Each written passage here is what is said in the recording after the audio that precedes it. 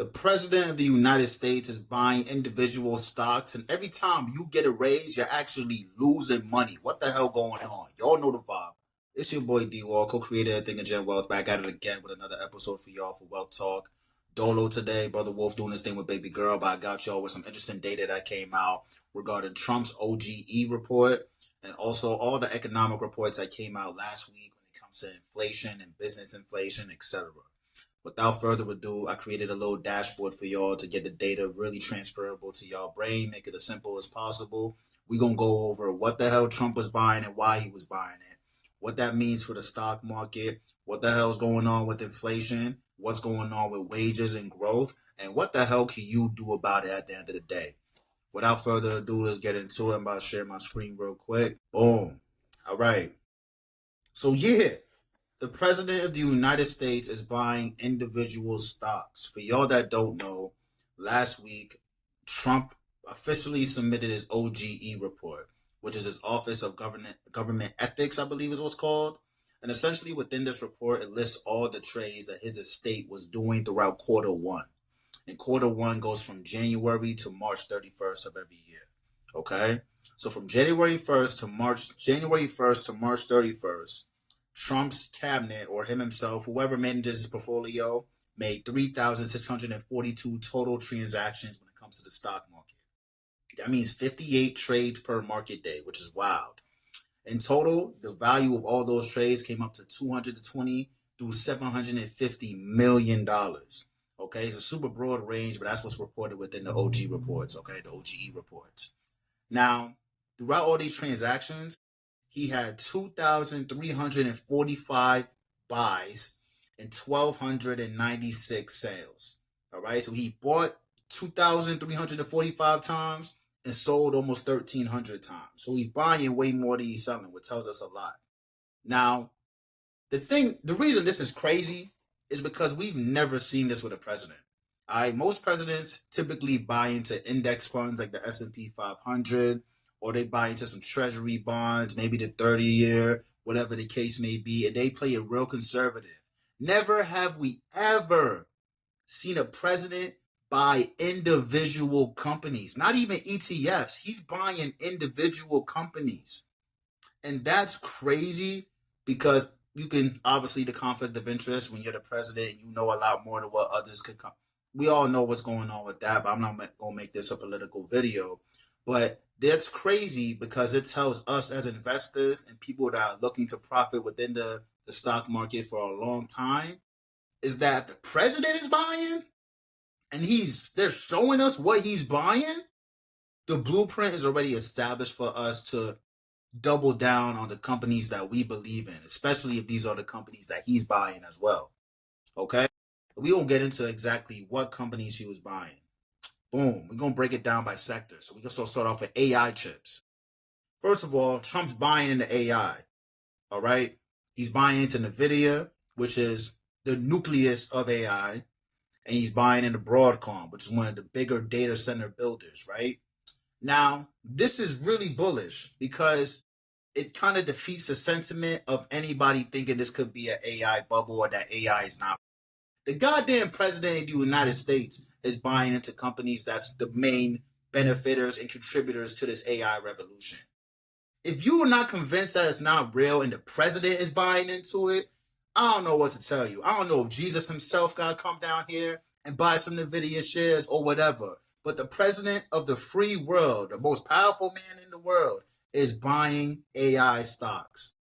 All right? That should be all that we need to know as far as what we're seeing in the future when it comes to this AI thing and where it's going. It's real. It's absolutely real. This confirms it. He's buying NVIDIA and he's buying Broadcom. Okay? We've been talking about NVIDIA ever since the correction back in Liberation Day. NVIDIA was $80 a pop. All right? Now it's at $222 a share. Broadcom, same boat. It was very cheap. Now it's very expensive. This just proves that there is still room. All right? We're just getting started, people. We're just getting started. Down here, we go over the fundamentals of the companies a bit. I'll get into that a little later, but I want to go into the cloud and software sector because this is where it gets really interesting for what he's buying. First of all, he's buying Microsoft. That's one of his bigger positions. Okay? And Microsoft is 25% below its 52-week high. Y'all got to remember, Microsoft is probably top 3 best ran companies in the world. Okay? The reason they're only below their 52-week high by so much is because of the recent software sell-off, where everyone thought that AI was going to take over all softwares, including Microsoft, when it comes to Outlook and all these other products. The numbers don't say that. Microsoft is making just as much money as they ever have in the past, and so have other companies that are in software like Amazon, Meta, all these other companies. But Trump is buying into them as well. So he knows that this is real as well. And on top of that, if you look into the thesis I got here, the products like Azure, AI infrastructure, and all the other things that they have when it comes to Outlook is being used by the federal government. They have contracts with the federal government for all their products. So that's another thing to not overthink. The president is buying Microsoft. We should buy Microsoft. Allegedly, do your own research. This is not financial advice. All right. Amazon. We've been talking about Amazon. If you're in the Discord, we've been talking about Amazon since mid last year. We've been buying Amazon ever since then, and we're profiting a good amount off of Amazon right now. The president is buying them. Apple, the best distributor when it comes to AI. Everyone has one of these. Everyone has an iPhone. Okay. So he's banking off of when this AI thing scales up. Apple is going to be the biggest distributor of this AI product. Oracle. Everybody was rationing on Oracle, saying the debt is too much. But at the end of the day, when valuations get too cheap, people buy. And look what's going on with the presidency. Oracle was down all the way to $174 a share. And Trump was buying it aggressively here. Now it's at $192 a share and it's ramping up. Okay? ServiceNow. ServiceNow has been beat up for the past year. Another software stock is getting smacked around. That's getting bought up by the president himself. I'm not going to go through all of these stocks individually, but y'all, come on, man. Come on. I'm sweating thinking about it. Because there's no other thesis that you need to not invest into the market. And there's more data I'm going to go over regarding the actual economy and how people are doing as consumers to prove to y'all more that investing is no longer just an option that you think about doing. You need to do it. All right. Because at the end of the day, that 3 to 4% you're getting out of the high yield savings account is not beating inflation today.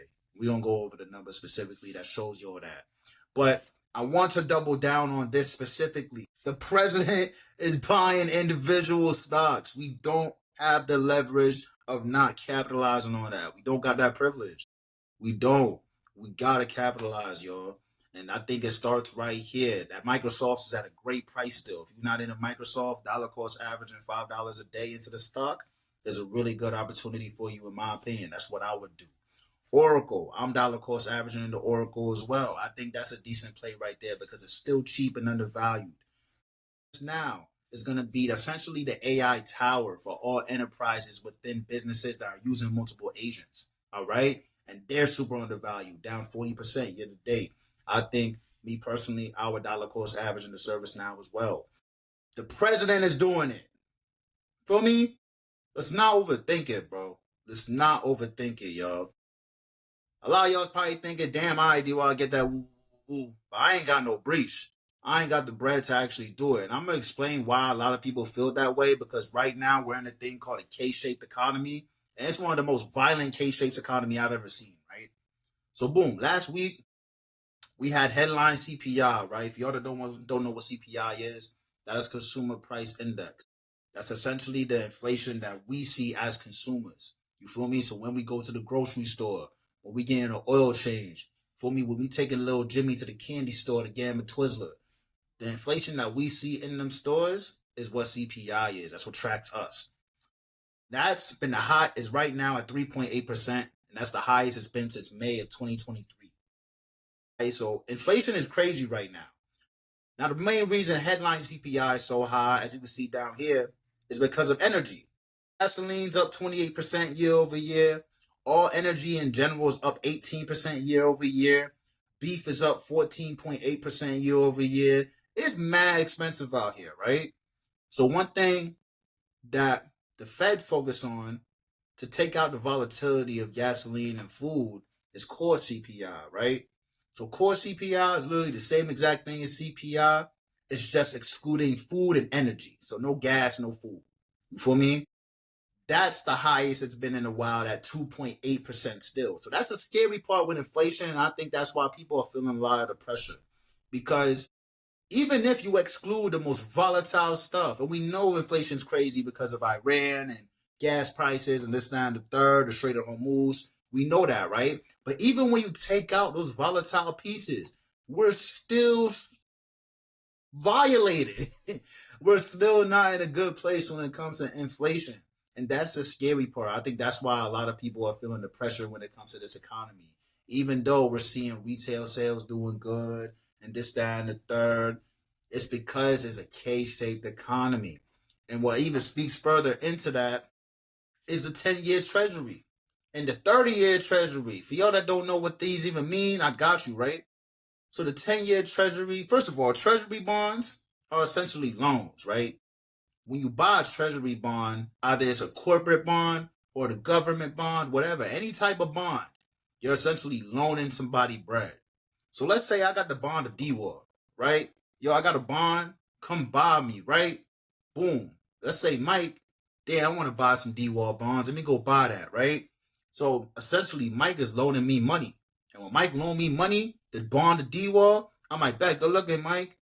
I promise you, I'm going to pay you back your money in 5 years with 4.6% interest on top of it. Mike like, oh, bet, okay. And the bond of D-Wall is good money. You feel what I'm saying? I ain't got no dirt on my name. No, I got good face card. So brother Mike know, like, damn, I ain't the bond of D-Wall is sturdy. You gonna pay me back in 5 years with 4.6% interest on top. I'm gonna do that, right? That's essentially how the treasury yields work. The treasury bonds are essentially you giving the government your bread and they promising you, hey, we're going to pay you back in 10 years with extra 4.6% on top of the money you gave us. All right. Now, the reason this is a problem is because these treasury yields, the 10-year and the 30-year, they control long-term interest rates. All right. So we're talking mortgages, auto loans, some personal loans. These are based off of these. So the higher these yields are, the higher mortgage rates are, the higher auto loan rates are. That's the higher you're going to get for these long-term rates. And the reason that affects us as consumers is because for people who own assets, where is most of their assets sitting in? It's sitting in their house. Most people don't got retirement accounts. Most people don't got money on the side. They just banking on their house being their retirement. So when we're seeing people who try and get into a home to do the same thing, but they're looking at interest rates that actually is close to 7% now, that affects us as consumers. But now, because now there's a lack of feeling of like hope. You feel me? Feeling that you can actually invest and build a future because people don't really know about stocks and all that. That's why we educating. But when it comes to home ownership, people are putting everything they feel valuable to try to get a home. And when they feel it's unattainable, that's when you'll see people stop spending bread. People start doing things that's kind of out of character, gambling more. You see all the gamified stuff we see through the stuff through Robinhood, like what's it called? You got I think you got damn, what's it called? Carsey or Clarsey? You don't know what I'm talking about, the prediction markets and all that. These things start running because of things like this. Rampant inflation, high interest rates, and more importantly, you're seeing people at the top buying individual stocks. You see what I'm getting at? That's why, y'all, I get that this is scary, but we gotta look at the bigger picture, bro, and understand that even if we shell up and try to do this wild stuff like the prediction markets or even still try to get into a home, man, don't get me wrong, you want to get into a home, do your thing, because I'd rather you do something than nothing. You feel me? But we got to be mindful of what the environment is when we get into any of these transactions. You see what I'm saying? Let's dive deeper into the data. We got gas, like I said, 28% year over year. Energy, 18%. Beef, 15%. Shelter and food, and like these shelter has been relatively steady for a while now. I ain't gonna lie. But one thing that doubles down on all of this is real wages, right? That's -3%. So D-Wall, what's real wages, right? Real wages is essentially a statistic that gauges your annual raise and your income compared to inflation. So let's say, boom, you get a 5% raise at your job every year. That's great. But if inflation is increasing 7% every year, you're actually losing bread by negative 2%. You see what I'm saying? That's what real wage is tracking. So that means what now, on average, for everybody who's getting raises at their jobs, their salaries, whatever, no matter what, inflation's so bad, they're actually growing in a negative way at point negative 3%. If we're talking hourly wages, those fell negative 0.5%. So they're losing even more bread than those of salaries. So y'all, it's not just you. Right now, the top 20%, and we talk about a K-shaped economy. I'm going to break that down. The top 20% of households make up 72% of the total U.S. household. You feel me? The top third spending growth is running at a 4% increase year over year. That's the fastest pace in the past 4 years. This shows that those who have been investing into the market and actually earn assets and actually have been putting up their capital because they can afford to do it to invest have been eating. Including myself. My portfolio is Gucci. My girl's portfolio was lovely. People that my dad has shown me his portfolio that I set up for him, like I would say 2-3 years ago, this dollar cost averaging the different stocks, he's up over 159% for the year. Year to date, he's up 60%. And it's May. He's living lavish in that account. But for those who didn't have the opportunity, they're at the bottom 80% of households, where 28% of total U.S. household wealth, the bottom 28% of total U.S. household wealth is at the bottom 80% of households. For me, the bottom third spending growth has been stuck below 1%. Spending for the lowest tier hasn't outpaced inflation in the past 6 straight years. So that's what I mean by K-shaped economy. You got the K, and the investors, the people we teach and we're talking to that we advocate for, they run it up. But the people who can't afford to do so, they run it down. And they feeling the pressure so much. And guess what? They also got to deal with higher mortgage rates. They also got to deal with higher car loan rates. They also got to deal with higher credit card rates because the Fed's not going to cut rates with inflation running high. You see what I'm saying? So this doubles down on why I say, no matter what, you have no option but to find a way to invest. I don't care if it's $10 a month. Do something.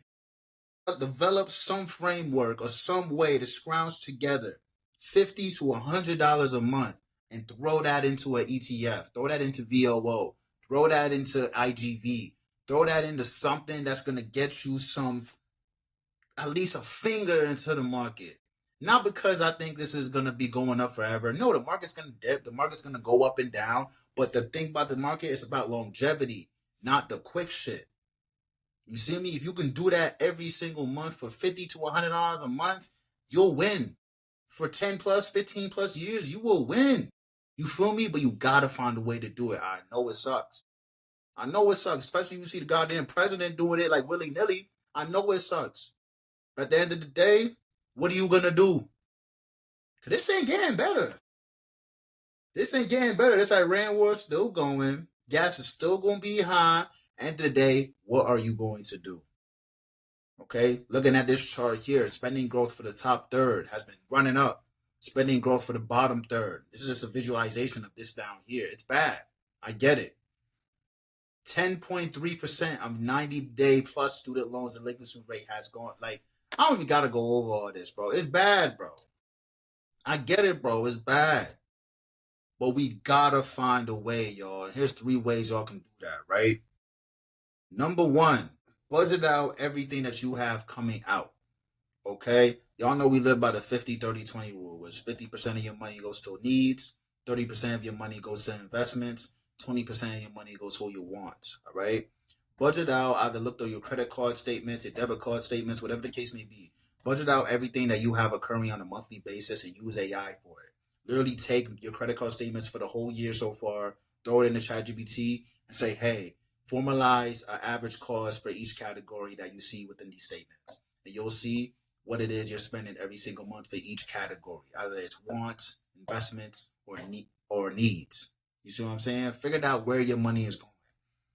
Number two, once you figure that out, cut things out that you really don't need. If you got a 2026 Benz that's $50,000 a car note and you make $40,000, get rid of the Benz. Feel me? Get you the Corolla down the block that costs 10 bins and maybe got 150 to 200,000 on it. They could probably last you another 50. You feel me? Get something cheaper, downgrade your lifestyle, and cut out the expenses you don't need. You feel me? Now, if you have kids, you have things like that, you have responsibilities, that's different. You got to do what you got to do. But for the things you don't need, and especially even if you're in those scenarios, you got to be more strenuous. Cut out those things you don't need for the short term so you can capitalize on the long term. All right? Number three, and this is the best part I think about it, bro. After you do all that and you realize you still don't got enough, recognize when you have a budgeting problem or an income problem. All right? And income problems are a lot harder to navigate. But if you recognize you have that, find a way to find a skill set that can bring you more income. All right? Either it be mowing lawns, either it be, I don't know, there's a thing called, what's that thing called? You could Fiverr, going on Fiverr and creating flyers for different people. Maybe you're really good at prompting AI. Maybe you could develop some type of framework or a course that you could sell to people, or you could offer your services to the local school around you to teach kids how to prompt AI, use AI. Find a way to make more income. I ain't no way to sugarcoat it for real. There's no way to sugarcoat it. Because when you caught in that position, it's hard. It's really, really hard. I've been in that position. But you have to find a way to make more bread if you really want to capitalize off of what long-term investing can do for you. That's the reality of it, y'all. That's one thing that we talk about consistently in our Discord. We talk about the best individual companies that we think are good investments that we're capitalizing on. And at the same time, we're bringing out this educational piece where we're going over credit, budgeting, all that. But we're doing that for y'all. The reason for this video is we can't do that for everyone if we don't have a foundation yet. The foundation starts with realizing it all starts with you. For me, y'all let me know if I'm bugging in the comments. Y'all let me know if there's something you can relate to in the comments. And let me know what other episodes you're looking for in the future. D-War, out of here.